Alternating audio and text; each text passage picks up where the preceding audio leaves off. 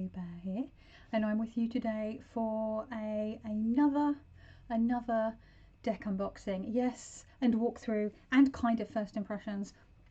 I know there's been a lot of these videos, but Christmas has just happened and it's my birthday in a couple of weeks, in less than 2 weeks. So this time of year, the end of the year, there's always an influx of decks, and I often get money for Christmas and my birthday as well, so I will often use that to buy decks and books and art supplies. They're like my three things that I usually spend my money on. Yeah, books, decks and art supplies. And so yeah, this time of year, if I am in a deck buying mood, can be sort of, yeah, like an influx of being bombarded with deck unboxings. But what can you do? You could not watch if you don't want to, I guess, right? So there's always that option, and I can always see you in another video should you choose to watch those instead. So yeah, as you'll see from the title, this is a look at the Fifth Spirit Tarot. I remember when this came out in the independent version, and Beth Maiden over at Little Red Tarot stocked it, but I saw it on Tom Benjamin's channel and I liked it, but not enough to splurge. And then I heard it was getting a mass market release, so I thought, well, that's quite exciting, that'll make it a lot more affordable. So I was like, I'll wait until I can see if they're because I heard there might be some changes. Anyway, speaking of Tom Benjamin, he then did a really helpful comparison between the independent version and the mass market version, and they have made some changes, and I actually think definitely for the better. I prefer the back that they've done for the new mass market version, which is by Hay House. Can you believe it? My goodness. I think this is my second ever Hay House deck, the first one being the Doreen Virtue Radley Valentine version of the Guardian Angel Tarot that was bought for me by a family member who saw it, I think, in like W.H. Smith and was like, oh, this is tarot. So which I have started modifying about 4 or 5 years ago at this point and have not finished. That's one of my projects to finish this year, finish the Destroyed Virtue Tarot Oracle. Anyway, that's a side quest. We're not going to go down that rabbit hole. But yeah, the changes are that a lot of the artwork now fills the whole frame of the card. There are titles on the pips, so it makes it easier to identify them. The colour intensity seems to have been pumped up. So overall, really loving it. So it comes in a 2-part hard clamshell with little thumb cutouts, which is handy if you're interested in that kind of thing.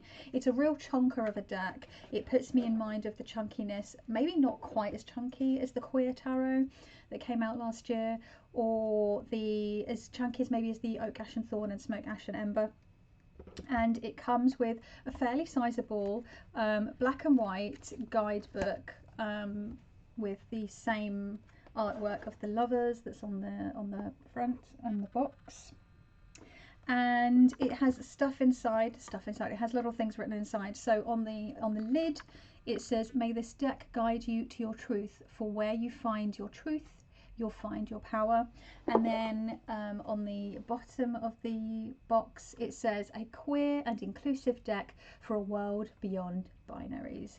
This is created by Charlie Claire Burgess, and this artist is non-binary themselves. And I'm loving their art style.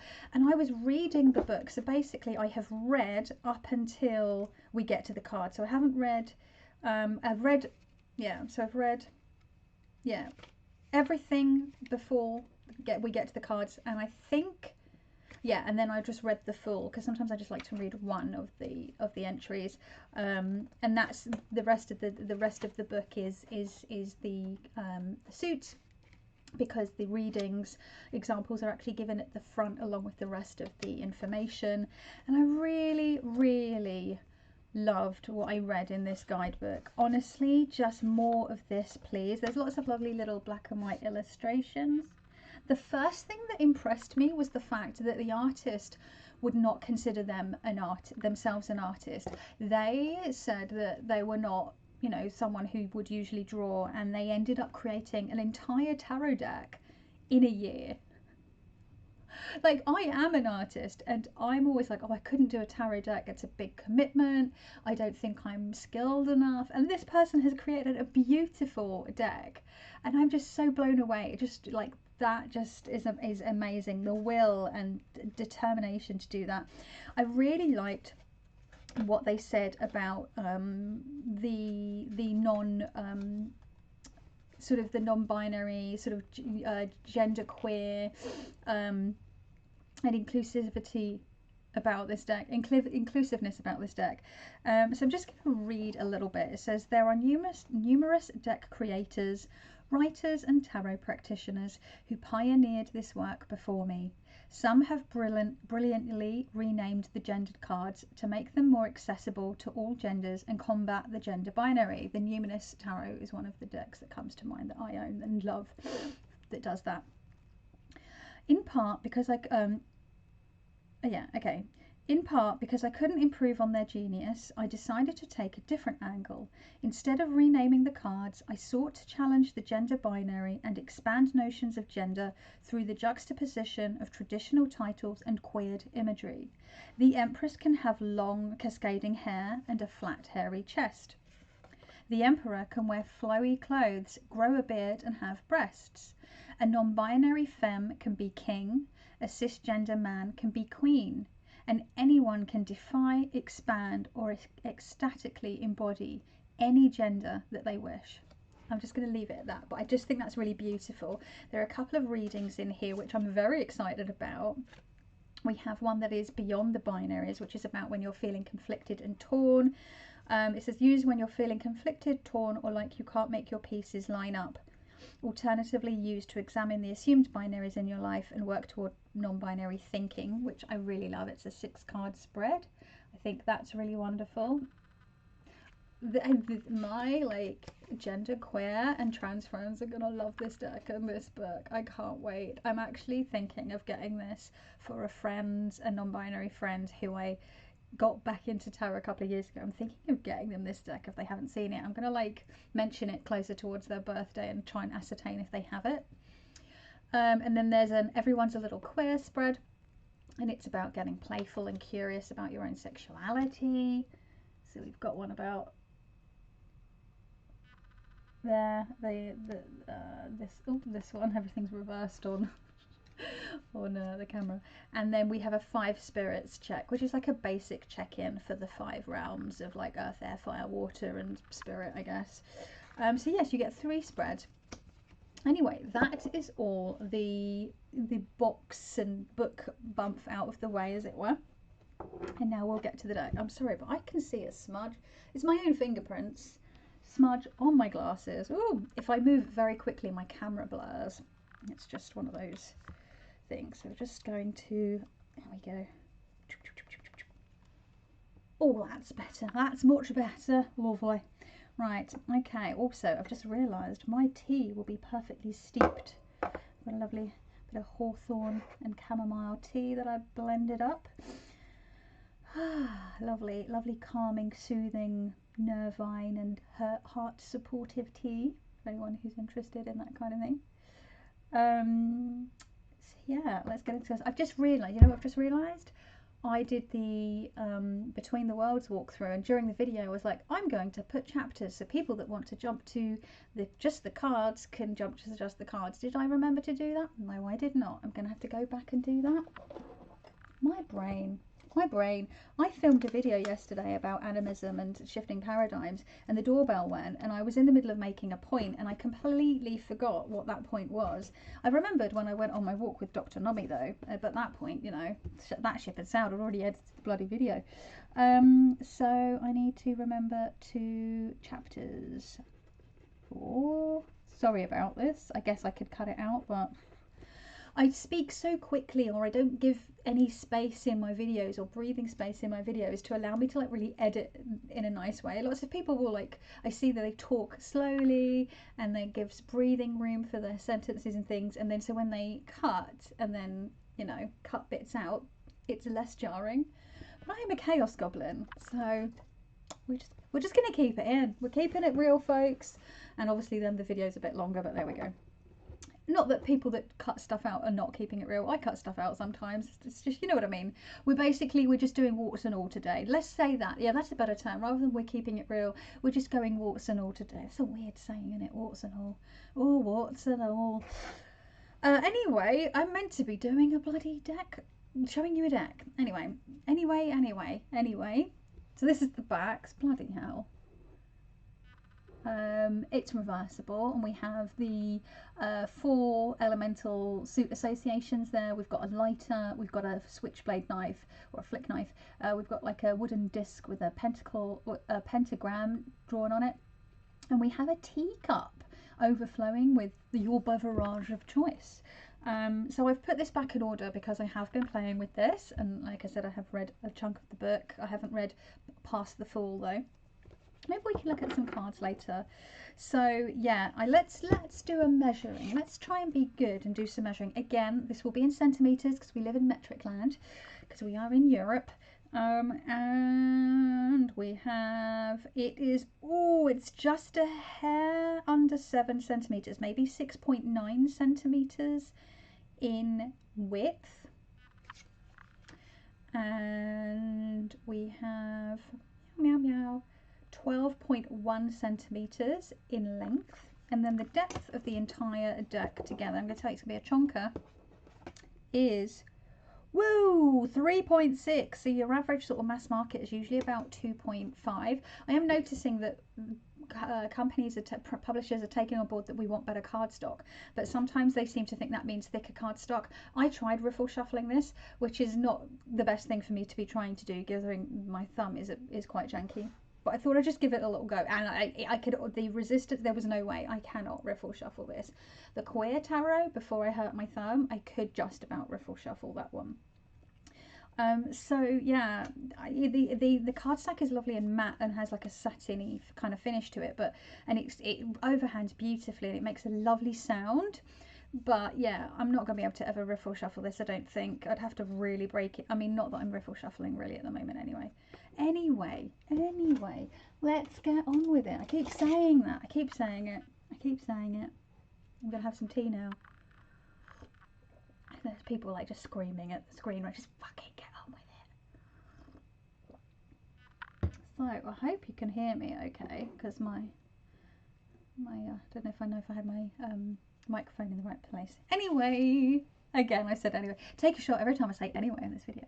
So we have the Fool, and what I really, at first, when I first looked at this, I was like, oh, where's the dog? And then I looked closely. Oh, come on, camera, don't be a pig. The dog is in the backpack. Oh my goodness. And the other thing I really enjoy about this deck is that lots of the elements are drawn in like white, so it's almost like they're ethereal or energetic, which I really enjoy. I believe we have the Arabic numerals rather than Roman numerals for the numbers, and I really like the font, like the writing, the handwriting that the artist uses. It's really fun. I don't know if you can see that, but it tickles me. I just really enjoy that, like they use with the little dots underneath and stuff. That sort of, I don't know, I just like it. I like a good font. We have the Magician, who in my mind looks to be some kind of herbalist. That's my headcanon. They've got, again, all the elemental associations are listed on the bottles, and then you have what appears to be a bottle of rose petals and something that has an Ouroboros on it as well, and they have the symbols for the elements on their shirt. And they've got an ethereal looking, come on camera, don't be a poo head.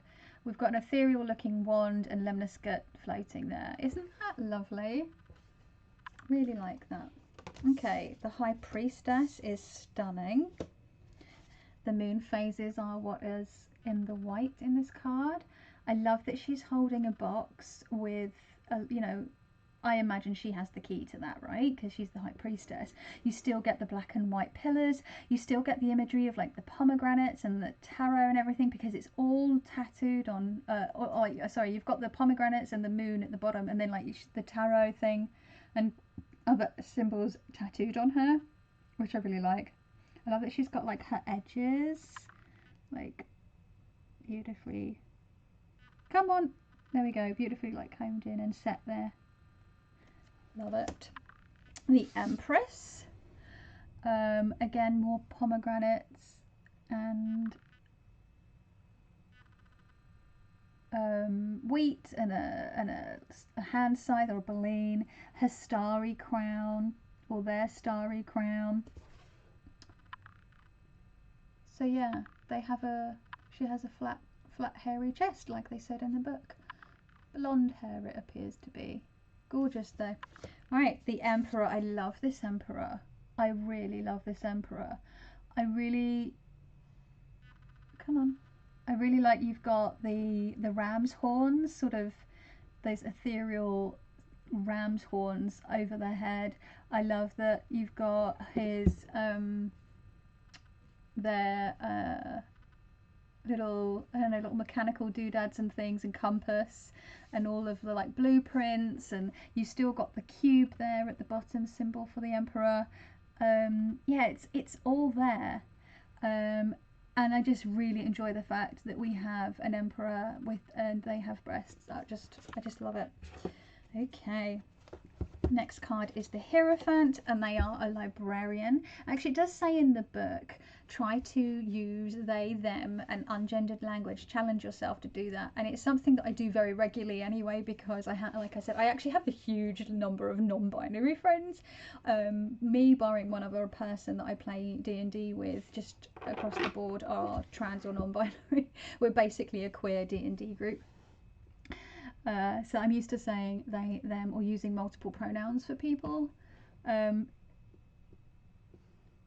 I think it's a good exercise for people that are maybe not used to that, to try and give it a go and challenge, like the artist says, challenge yourself to use, just try it out. And obviously if someone says to you that their pronouns are they, them, please respect that and actually use it. I just mean just in general, just trying to use they, them. So we have the Hierophant, and they are in a library. Again, we've got some symbols around their neck and pinned to their coat.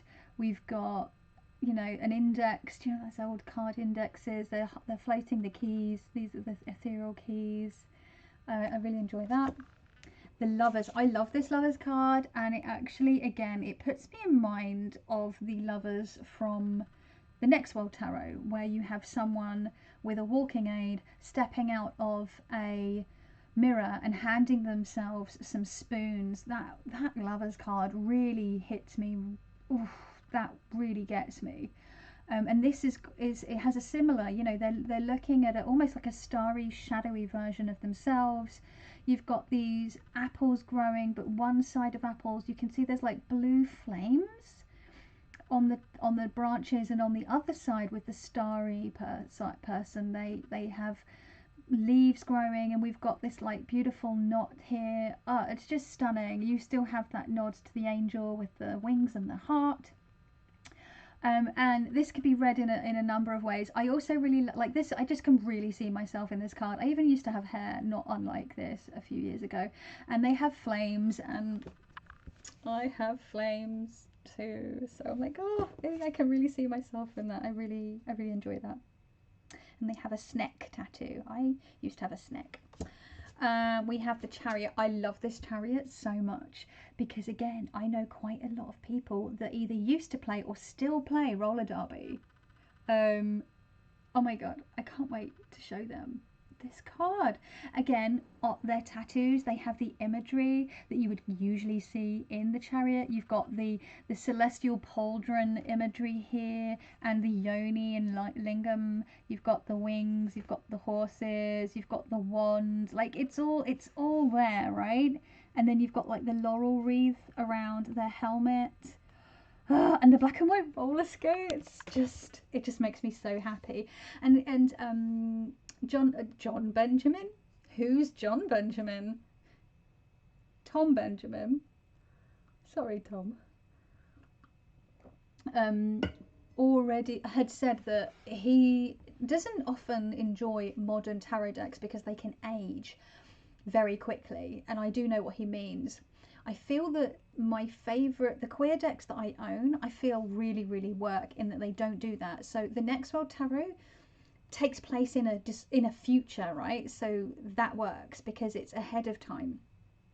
The Numinous Tarot works because it's almost in this like fantasy otherworld. So it has modern elements, but it sort of has this fantasy feel about it.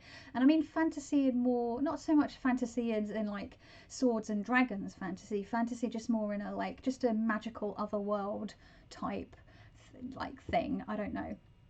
And then the Sasarabito has an element of queerness about it as well, and inclusion, and that again has some classic elements and sort of almost feels out of time. And this one is like that. It has modern elements, but not so much that it's date. Yeah, I don't feel like it would date too quickly. Like say for example, roller derby. I started learning about roller derby and having friends getting into roller derby back in 2004, 2005. I mean, that's 18, 19 years ago now. And this card is just as relevant now as it was then. You know, these people playing roller derby will be able to recognize themselves in this. And people still kind of look the same when they play roller derby because it's a sport essentially. And they have to wear their helmets and their like mouth guards and padding and everything. And roller skates, their quads. Okay, so strength. Oh, do you know what? I am such a banana. I meant to say, I am so sorry. This deck was gifted to me by the lovely Sandra over at Whispers of Avalon. And she completely surprised me. She sent me a message saying, oh, just by the way, there's a little surprise arriving for you tomorrow. Just keep an ear out for the doorbell. And I was like, what? Because she'd heard me mention it and she knew that I didn't have this deck, and she just very kindly bought it for me as a present, and I'm just so grateful. Thank you, Sandra. I am so sorry. It's because I had already posted about it on my Instagram thanking her, and in my head, I don't know, I just obviously I'm the worst. Sometimes, my god, my brain, my goblin brain, my squirrel brain just does not work properly, and then I look like a dick, or I am a fucking dick. But the brain doesn't help, you know what I mean? So I write everything down in my notes, in my phone, sticky notes. This is why I need to start writing down little bullet points for each deck unboxing or whatever that I do, or what video I do, because I either go on squirrel chases, like I am now a little bit, or I just forget shit. So yeah, strength. We have someone with their dog in the park. I can say it because Nomi's downstairs with my husband while he's working. I love all her tattoos. I love the dog. The only thing I wasn't loving was the choke chain collar. Not a fan of those. Always put your dog in a harness. Don't pull them by the neck.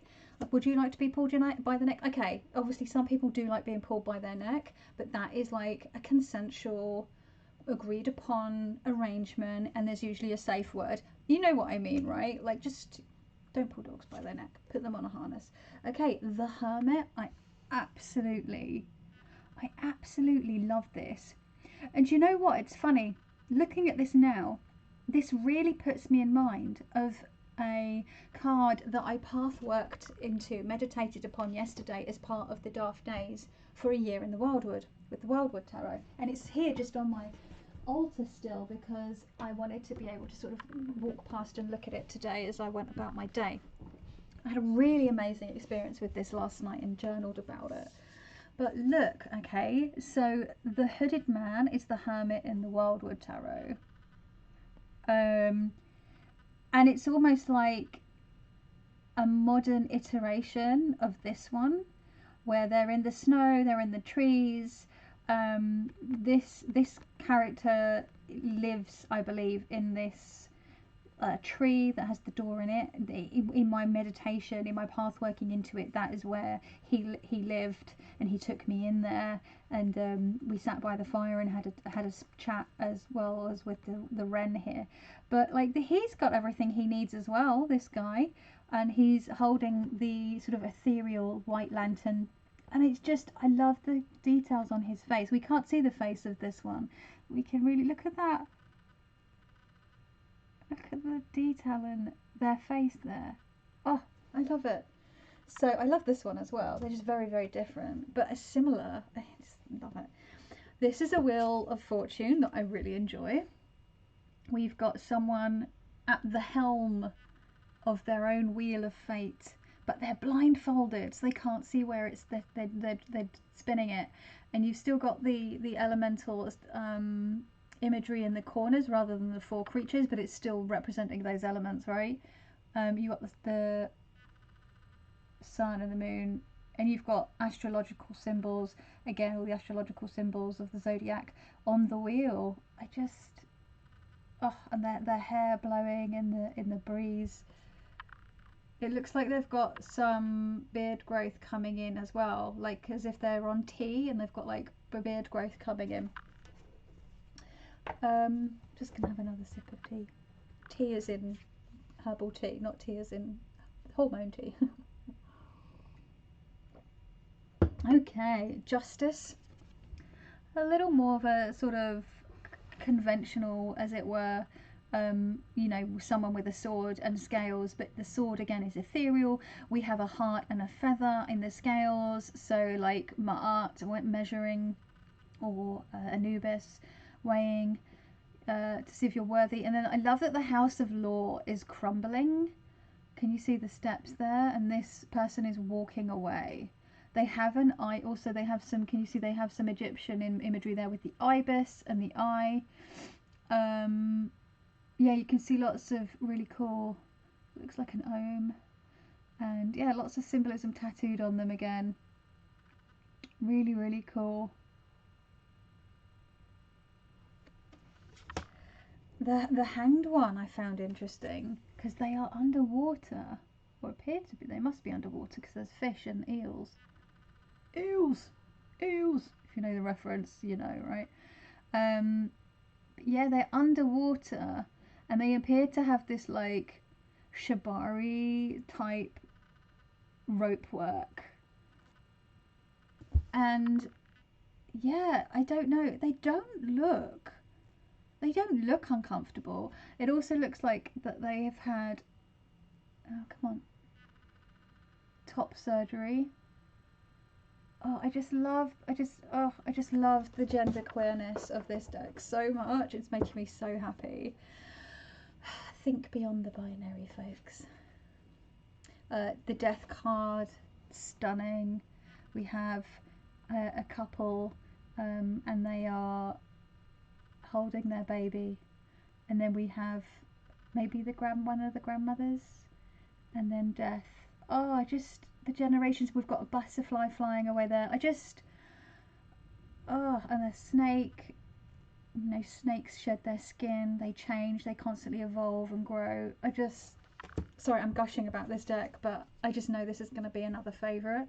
I really am getting to the point where I think there's 1 or 2 more decks that I want to get, and then I want to do a video of all my queer and inclusive decks, because me from like 5 years ago would never have believed that A, these would be available, or B, that I would have so many of them. Like, I still want to try and get hold of the Fyodor Pavlov tarot. There's some issues with it being available here over here in the UK, even though it was meant to be released last year.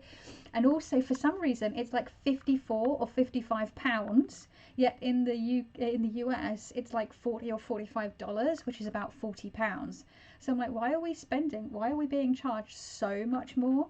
I did see it somewhere today. It's not in stock, but they are charging 40 pounds for it. So I'm like, do I order it with the book token I got from my dad, or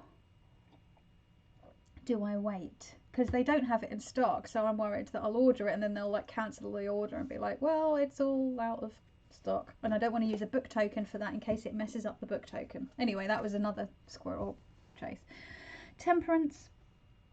Their wings are gorgeous. 1 foot in the water, 1 foot out. I'm going to try to speed this up actually, because I'm half an hour in, not even all the way through the mages. The Devil. This is probably my least favourite card, or one of my least favourites, because it just does skew very negative for the Devil, and I do have some positive associations with the Devil. Again, I try to approach each card as neutral, and then the context is what, you know, makes it Positive or negative. Again, it's pretty difficult to, I do love the Tower, but again, it's very difficult to sort of tell someone in a reading, oh, this can be a really positive card. You know, you can really see with like the classic Tower imagery how you can relate that to sexuality and passion and sort of phallic imagery, whereas less so with a house on fire. But I just do still like the imagery. This star, we've got the ibis, we've got the stars, we've got the jugs, we've actually got some pubic hair. Thank you. This person has either had top surgery or maybe a double mastectomy. Beautiful. We've got like real body rolls. Body rolls, not gender roles. I love this moon card. This moon card, despite it not having any of the classic imagery of the crawfish or the lobster, the dog or the wolf, anything like that, the towers, I just really love it. And then it's really hard to see in this camera view that I'm showing you in this light, but the green is not the same color in real life. In real life, it is like a luminous like a bioluminescent or sort of magical glowing green that the camera is not doing justice. But you've got this character walking, this hooded character in the water, walking through these trees. Like, it looks like there's going to be somewhere swampy down in the south, right? In the south of the in the south of the USA, I mean, sorry. I don't think we really have landscapes like this here in the UK. We have bogs and moors, but we don't really, correct me if I'm wrong, but I've never seen or been anywhere like that. I really love the sun. Again, we don't have a naked baby on a horse. We have this lovely little family of two folks and their dog. And again, I love that we can see that this person has clearly had top surgery, and you know, they're tattooed and they're having a picnic and the dog, and I can relate to this card very much with the whole, like, a family of three that includes a dog. The Judgment card, very powerful. We have the herald, or the trumpeter, from the back rather than from the front and above. And then we have, you know, these people. Can you see them all floating up to the sky? The only little bit of a problem with this is the St. George's flag here in the UK. It's the flag of England, but a lot of like nationalist dickheads use it as a reason to, yeah, they if you see a St. George's flag, loads of St. George's flags, and if it's not football season hanging out people's windows, you know they're probably a bit of a twat, basically. It's a bit like when, it has different connotations, but it's a bit like when you see like "Don't Tread on Me" or like the Confederate flag, and you're like, kind of gives you a bit of information about the person, right? Which is why they fly it, but like, you know. The World card, we have an Ouroboros around instead of sort of the wreaths. We have the four creatures, the four characters in the corners, and their wands, interesting. They have one wand where one side is yellow and one side is red, or one side is dried out and one side is red, and then the other side is, it's like different. Oh, I think, do you know what I think it is? It's 4 stages of the rose. So this side we have the bud, the very bud, and then when it grows but it's closed, and then this side is when it's opened, and this is when it's dried and about to drop off. Oh, I like that. That's my interpretation of it. I haven't read. Should we have a look in the book? Oh, that rhymes. Look in the book. Look in the book. Gotta have a look in the book. The world. Here we are at the end of the journey. The world represents ultimate completion and connection. Its transcendence beyond binaries, categorization, and even the self, the soul in union with the universal spirit of all things. In readings, it can signal a feeling of personal or spiritual wholeness, where you were able to exist in greater harmony with your truth. As the Major Arcana's final card, the world can also represent a cycle, culminating or ending. Maybe you're wrapping up a creative project, moving, graduating, or changing careers. Maybe you're getting a divorce or closing some other chapter of your life. The world means that you're ready. You've reached this journey's natural terminus. You've done everything you can, learned everything you can, and you have everything you need to move on. and move on you will, because the world reminds us that every ending is also a beginning. The snake eating its tail symbolizes infinity and also forms a zero. We exit the world and once again become the fool. A new cycle, infinitely begins. Beautiful. It doesn't say anything about the roses, but considering they're talking about cycles and beginnings and endings, that's probably what I'm gathering from that. So now we go on to the minors, the pips. So we got the Ace of Wands. We have this hand throwing up a lighter. Love it. We have the alchemical symbol for fire on there. The upward pointed empty triangle. Two of Wands. We have a beeswax candle and then a match sticking up on top of a box of matches, and the candle is yet, the wick is yet untrimmed and unwaxed and forms what appears to be some kind of noose or knot. So that's an interesting thing to read into. The Three of Wands. We have three, again, I'm so glad that they decided to put the titles at the bottom, because I do think that these somewhat occasionally pippish minors would be difficult to identify, which is what people have said who have the indie version. And actually I really like that it's quite pippish, because, you know, I like to read Marseille in pip most these days, so it feels a bit more fluid and flexible, I guess, being a non-binary deck makes sense. And it pips with feelings, right? It's kind of, some of them are pips with feelings. I mean, look at this four of Wands. Gorgeous. The hearth and home, the coziness. The Five of Wands. Oh, dangerous there. Makes me think of Stand By Me. I watched Caitlin Doty's latest video where she reacts to rewatching Stand By Me. I've not seen that film for a very long time, but it used to wreck me, and her video wrecked me because I was like, I know what's coming. That film, man.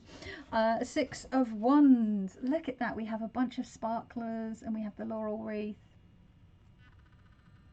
Isn't that gorgeous? Doesn't that just get the Six of Wands across perfectly without any people in it? It's interesting. We have the Seven of Wands, and likewise we have this beautiful blooming wand that is bandaged, a little wounded. We have a lizard or gecko of some kind. Look at those flowers, aren't they stunning? But it's being attacked by pitchforks and what appears to be Negan's baseball bat here. And stakes and all sorts, but I love that this one is growth and in bloom.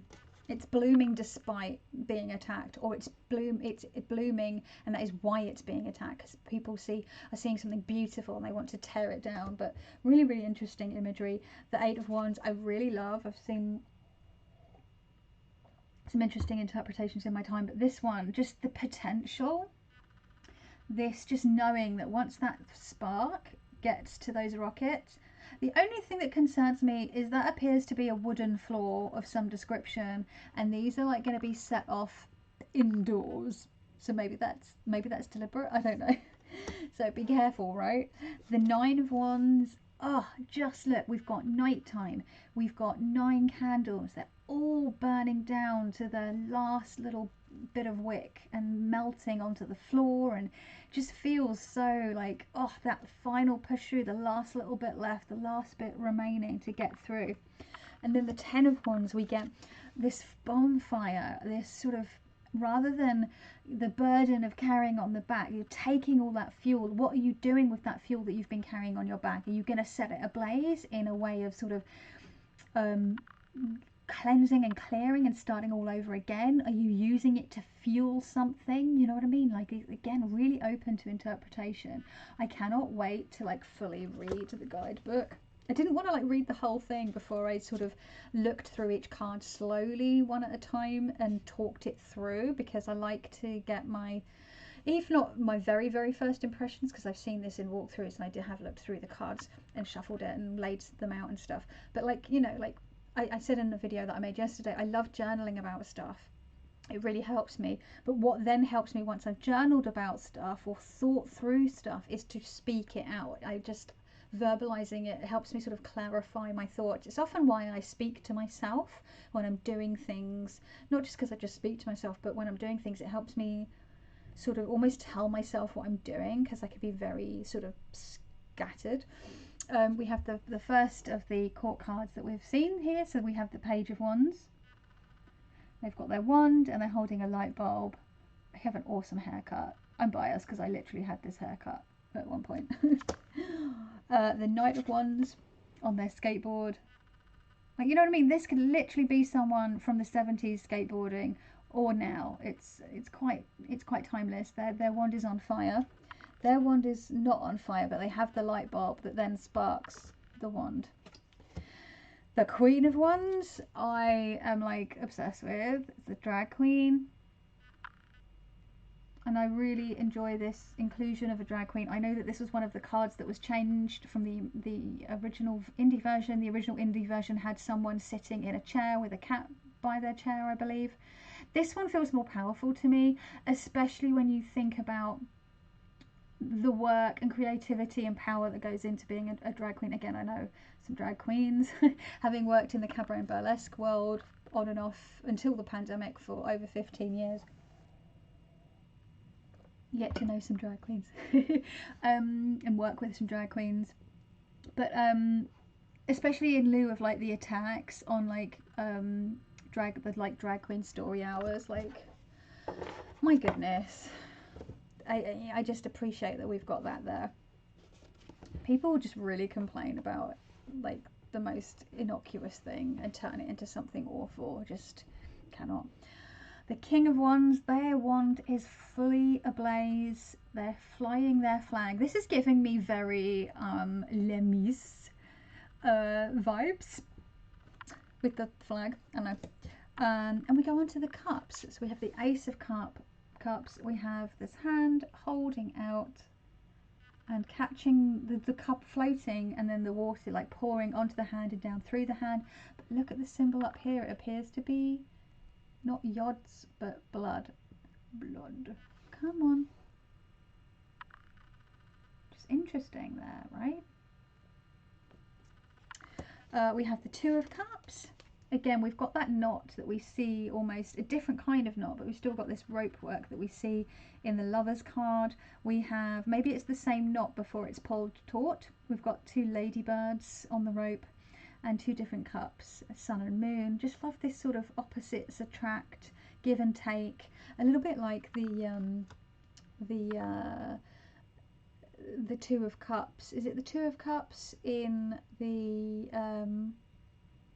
Sacerdotito, or is it the Two of Pentacles in the Sacerdotito, where they're like, oh my god, I can't remember. That's not like me. Three of Cups. Biscuits, yes please. I love the cards that are traditionally like people frolicking amongst boughs of flowers and staffs and maypoles, is more like down to earth. So the Four of Wands, you had that lovely wood burning stove, and then the four lanterns, and then here for the Three of Cups you've got a pot of tea, a couple of mugs and some biscuits, right? That just feels very just down to earth. And I don't know if this is like a braid of hair rather than a braid of bread. Like at first, like, is that bread? But bread wouldn't have like the little curls at the end. Then you've got a little bit of hairs coming out. So I'm interested to work out what the hair thing is. But yeah, more relatable. Four of Cups, interesting again. We've got a more pippish interpretation. We've got broken, empty bottles and jars, and then this one being held out with the flower in it, and a bottle cap on the floor there, it appears, at the front. The Five of Cups. Oh, it's getting a little... Ooh. Got this house in a flood, and all of these cups. Three broken, two standing. This little model boat.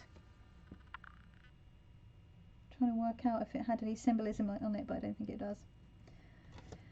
Six of Cups. This one sort of perplexed me a little bit, because obviously usually in the sort of Smith-Waite Six of Cups you're going to see two characters, one older, one younger, and sort of it's that nostalgia card. They're in a garden, and I guess this could be seen as a garden. maybe it's harking back to childhood because you've got like a tooth in a glass and some coins for the tooth fairy. Though when I think tooth fairy, I always think of the tooth fairies from Hellboy 2, who they are adorable, but they are also terrifying. But also feels like that's really what tooth fairies would really be like. We've got a jar of bugs, a soda can with a straw. We've got a bucket and spade and a plaster, or a band-aid as it's often called in the US, I believe. We've got a plant and a waste basket. Yeah, it's really interesting, right? Like, I don't know, but cool. The Seven of Cups, we have a cabinet with some different containers, and what I really enjoy is that you've got this octopus in this top one here, and they are making their way down to this fish, and this fish is looking not a little alarmed about that situation, which I quite enjoy. The Eight of Cups, we have, oh my god, I could relate to this so much.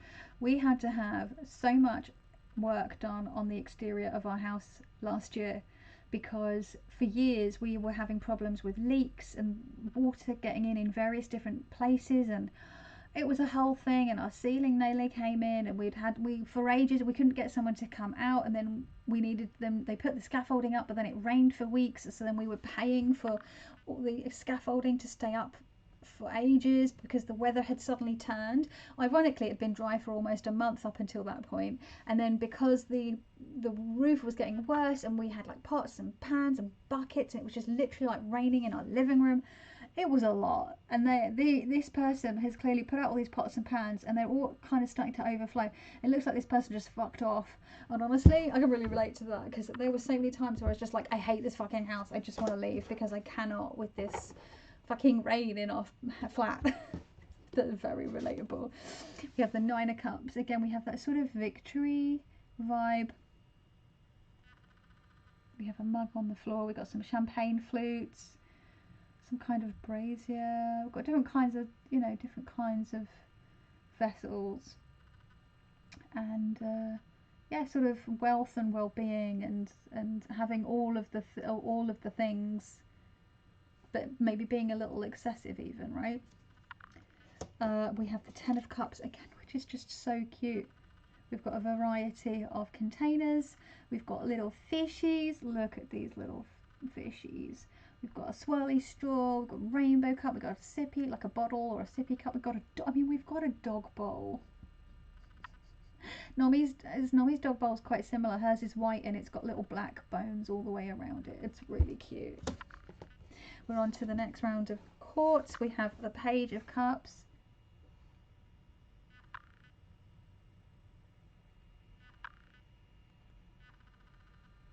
So they've got a fish in a balloon and some other kind of creature in a balloon. It's the octopus again, I think. So yeah, maybe they're choosing which one to take. I don't know. Interesting. We have the Knight of Cups this time they are on roller skates, loving their hair. We've got their boombox. Again, this could be easily from the late 70s, early 80s, or right now. Like, it's kind of timeless. It works, right? We have the Queen of Cups with a whole buttload of pendulums and maybe a scrying bowl. It's got an eye on it, so I imagine they're going to be doing some scrying. They've got their crystals, their tarot pack there, some runes. This person is clearly a diviner. Makes sense for the Queen of Cups to me. We have the King of Cups. This was another one that was changed from the original, which was Mr. Rogers, but obviously for copyright reasons could not be used for a mass market. But I actually really prefer this. You still get the Mr. Rogers vibe because of the like coloration. You've got like the cardigan and the shoes, got the shoes off and everything. But I also really like this person, is clearly genderqueer, and they also appear to be wearing a hearing aid, which I enjoy. Okay, Ace of Swords. We've got our flick knife or our switchblade. Got some feathers. Two of Swords. We have a lunar moth. You still got the idea of sort of decision and the water and all that as well. You can see where it sort of pulls from the original imagery. We've got the Three of Swords, which is, we don't have, I really like this, right? Because it's not so three swords through the heart obviousness. It's, look at the state of this heart. It is torn and bleeding and dripping, and we've got these three needles and their threads, and so rather than them, you know, the swords piercing the heart and causing pain, these are tools of mending, which I really like. I also like that it's an anatomical heart, and this is something that's really close to my heart right now, because I am, you know, I'm having heart issues, and it's kind of scary, not gonna lie. We have the Four of Swords, and we have this bug, and I don't know if the bug is alive or if it's sort of if it's, you know, the husk of a bug, but it's resting in the earth. You've got like roots growing down here. We've got an earthworm making its way through as well, so it's clearly having a little sleep. Does it look like a woodlouse or roly-poly? I don't know. I think I've heard them called roly-polies in the US. We call them woodlouse. Woodlice.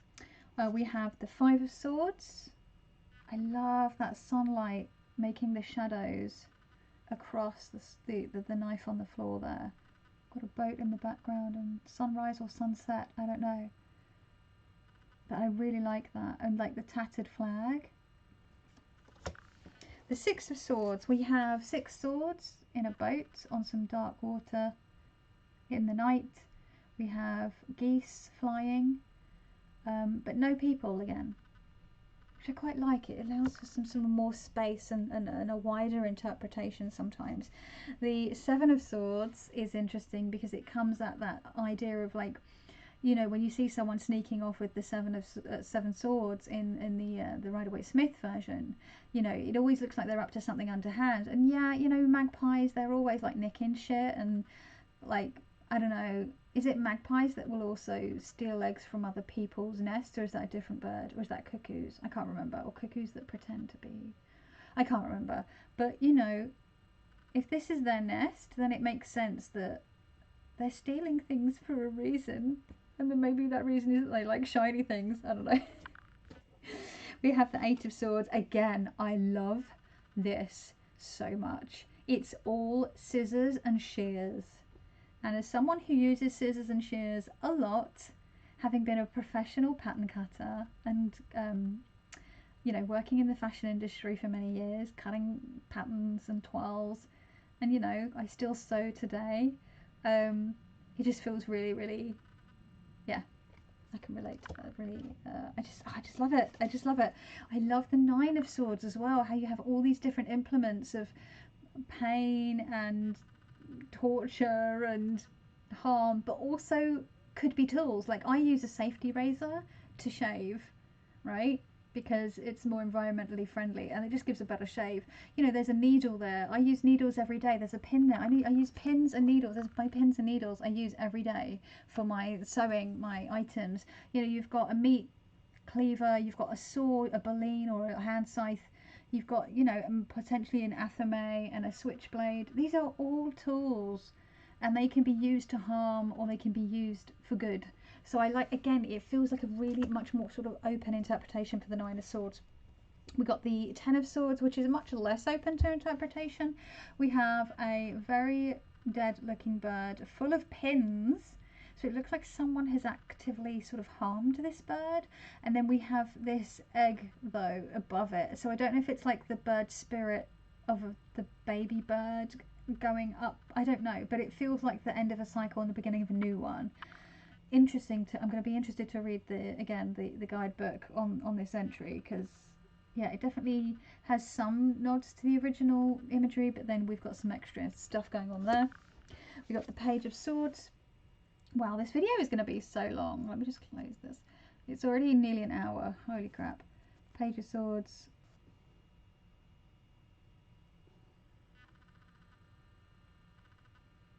Oh my god, this video is going to take like 10 hours to upload because my upload speed has been massively wrecked since switching providers. It's so much worse. gonna have to like set this to upload overnight, I think. Knight of Swords rushing on their bike. That feels very apt for the Knight of Swords. Love their plaits. Rushing down the back of their... And their skull leggings. And they're like checkerboard shoes. I used to have these checkerboard trainers. I had Vans. I had the black ones. And then I ended up also then, after the black ones died, I got red and white ones. Back in the day. In the early aughts. Queen of Swords. Looking pretty fabulous. I mean, that outfit is everything. With the cowboy boots as well, and the epaulettes. Yes, please. The King of Swords, again, I love this. Ready for action with the loud hailer, with their sword. Ready to get out on the streets and protest, it seems. Love it. Call to action. Ace of Pentacles, a bulb. The potential for growth. Gorgeous. I can't believe this person didn't do any art before this. This is amazing. The artwork is great. Two of Pentacles. We have a walnut, and is this the sycamore? I can't remember what these are. They're called. I can't remember what we used to call them as kids. We used to call them something else. Helicopter seeds or something. Because of the way they spin when they fall to the ground, balancing precariously on a little trowel. We have the lemniscate there. Oh, it's just wobbling. Oh, precarious. We have the Three of Pentacles. We have a community, a center of community, which would in this case looks to be a church, and then we have, which obviously nods to the original card. And then we've got tools for woodworking here and building, basically for working with woodworking and carpentry. I really love the Four of Pentacles, again, because it doesn't just link to this idea of sort of miserliness or holding on too tightly to things. And I also like that you've not just got coins. We have a crown, a locket, a coin, and a pocket watch. But the tree, this is a stump, but there's new growth. Can you see? Like, it's really, oh, it's so good. We have the Five of Pentacles, which we have a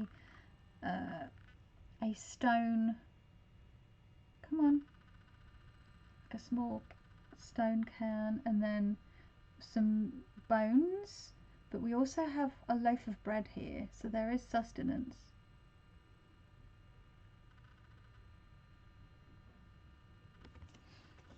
The Six of Pentacles, the charity card, being sort of very on the nose. This is probably, again, one of my least favourites, just because I do, you know, I don't know, it's just very on the nose. I mean, donations and charity is very much needed. Unfortunately, here in the UK, the use of food banks has risen exponentially in the last 10 years, and it's just been really bad. No one should have to rely on food banks. Again, I'll say it again. If you see someone stealing food or nappies or baby supplies, no, you didn't. Seven of Pentacles. A bit more of the classic imagery. We've got some peas growing. Very weird looking peas. Pumpkin peas. Some secateurs and a shovel. It sort of speaks for itself. I love the Eight of Pentacles again. I'm loving sort of just the tools.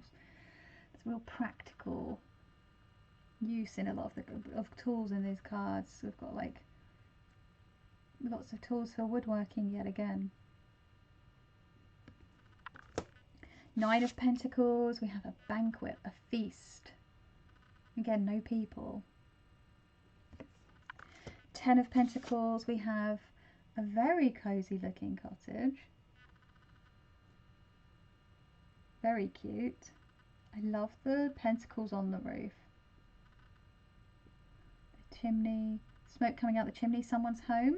Maybe they're cooking up something, maybe a nice pot of stew or soup. We have the Page of Pentacles, and again we go back to seeing the bulb. What a joy on that Page's face. We have the Knight of Pentacles. This time they're on foot, right? It makes sense because the Page of Pentacles is the slowest of all, and so they would be on foot, right? And they've got everything. They are so prepared. They have everything they need. They're off trekking the Appalachian Trail, right? They're off. They're going, or they're going hiking, and they're going wild camping in the Highlands or something. We have this Queen of Pentacles. I love this Queen of Pentacles. Come on. Look at this person's face. They look like they're so proud that their new plant is sprouting. You've got this rabbit or hare here to the side. And then we have the King of Pentacles again. We've got some abundant imagery there. We've got cakes and apples and wine goblets, and they're looking quite fancy. They're in their fine clothes. This deck, stunning, absolutely stunning. I'm going to leave it at that because this is just gone over an hour, and that is quite enough, right? I did a lot of preamble. There was a lot of preamble, but you know, me. You can always skip, right? So yeah, thank you so much for watching. Do you have this deck? If so, how are you finding working with it? What do you think about this whole ethos of the deck about you know, going beyond the binaries? I really think it's a great thing for people to sort of challenge this binary thinking and to really start moving out of these like boxes, you know. Yeah, if you don't have it, do you want it? And yeah, I guess that's, let me know in the comments down below. So yeah, thank you very much for watching. I really appreciate you. If you've made it all the way to the end, then I am very impressed. And yeah, I hope that you will take care of yourself, and I will see you in the next one.